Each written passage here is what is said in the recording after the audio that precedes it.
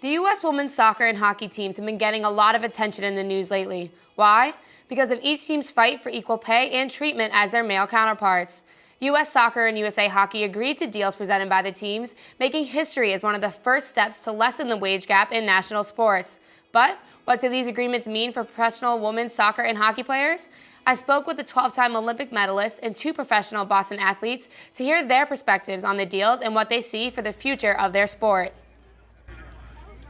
Kylie Strawn played professionally after her collegiate career overseas in Germany and then came back to the U.S. to play for the Breakers. For this season, she was moved up to the full team. It's an amazing feeling, and especially to be a part of the Boston Breakers is great. Kind of my second home, so it's really an honor to play professional soccer here. So my contract this year is $15,000 for the 7 months, and then in the off season, the 5-month off season, we don't make anything. It's difficult to live off of. Obviously, they give us all housing, so that's an expense we don't have to worry about. But the majority of us, if not all of us, have other ways that we get money, whether it be coaching or anything else.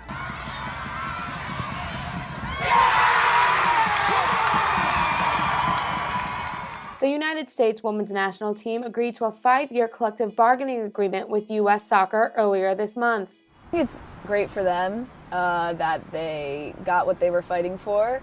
Unfortunately, it doesn't really trickle down to us NWSL players. We don't really receive any of those benefits, but it is great for them. It's great to see that that push is happening, that women are starting to get more equal pay. So hopefully, in the long run, us NWSL players can fight for that as well, but unfortunately we're not seeing those benefits yet.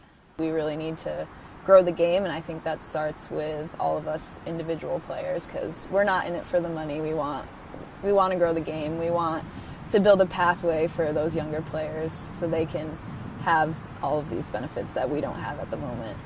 Like Kylie, Dakota Woodworth calls Boston her home, playing for the city's professional hockey team, the Boston Blades. I started playing for the Blades last fall, so after my senior season, I was drafted, and this was my first year. We just finished up in February. There weren't many opportunities, if any, for hockey professionally after college as a female, so the fact that I get to be in sort of the early stages of the league and the professional sport as a whole is pretty cool. I currently make no money playing for the Blades. No one in my league, the Canadian Women's Hockey League or the CWHL, makes any extra money. Our programs pay for our travel, some meals on the road, and our equipment, but we don't get anything else other than that. The U.S. women's hockey team decided to boycott World Championships to make a statement against USA Hockey in a fight for better marketing and better pay, which Woodworth thinks is a crucial step in the sport's development. I think it's amazing. It was a really, really strong movement, and the support that I saw from around the sport as a whole was pretty incredible. I mean, it takes a lot of guts for those girls to stand up to begin with.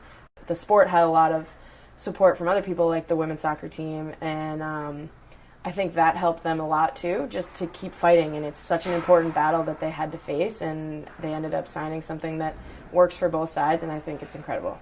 Woodworth hopes that steps like this will continue to advance the league. I think the biggest thing I see in the league's future is just growth. I mean, I see that the fan bases are growing for each team from year to year, almost no matter what. We have some teams in my league that sell out thousands of seats a game, which is pretty incredible for women's hockey, and I think that that's just going to continue to grow as people continue to fight for the sport. If you compare wages between men and women in professional hockey, the difference is drastic. The highest paid male can make up to $15 million, while the highest paid female can make up to $10,000. For professional soccer, it's just as drastic. The highest paid male can make up to $7 million in the MLS, while the highest paid female can make up to $41,000. I met with Olympic swimmer Dara Torres about the wage gap after she spoke on the gender panel at BU's Play It Forward Sports Communication Summit in April to hear her perspective on the issue. I have no idea why there's still a pay discrepancy between men and women in sports, and especially the best example is the U.S. soccer team, how they bring in more revenue, they have more viewers, they're more popular than the men, yet they're not getting the equal pay. And so it was just so wonderful to see that they went out there and said, no, we want equal pay, and finally received it. But again, it's too bad that we're at this point where we still have to do that. It shouldn't even be an issue, and it's sad that it still is. Both Dakota and Kylie agree with Dara that the issue of a wage gap between women and men shouldn't still be a topic of conversation. Working a full-time job on top of playing a professional sport isn't what little girls picture when they say they want to play in the big leagues. But these agreements are the first step towards making their dream of being a professional athlete a feasible reality.